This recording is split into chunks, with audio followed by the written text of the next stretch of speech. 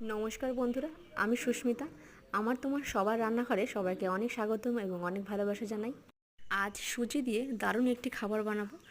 এর জন্য হাফ বাটি সুজি নিয়েছি। সুজির মধ্যে দিয়ে দেবো স্বাদ মতো লবণ, আর মিষ্টির জন্য চিনি, আর দেবো গুঁড়ো দুধ।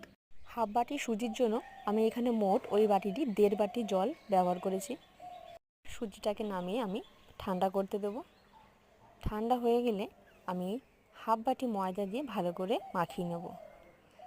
মাখানো হয়ে গেলে সাদা তেল দিয়ে আমি আরও একবার ভালো করে মাখিয়ে নেব। এবার ছোট ছোট বল করে হাতের সাহায্যে চ্যাপ্টা করে নেব। সবগুলো আমি একইভাবে করে নিয়েছি। এবার গরম তেলের মধ্যে ছেড়ে দেবো।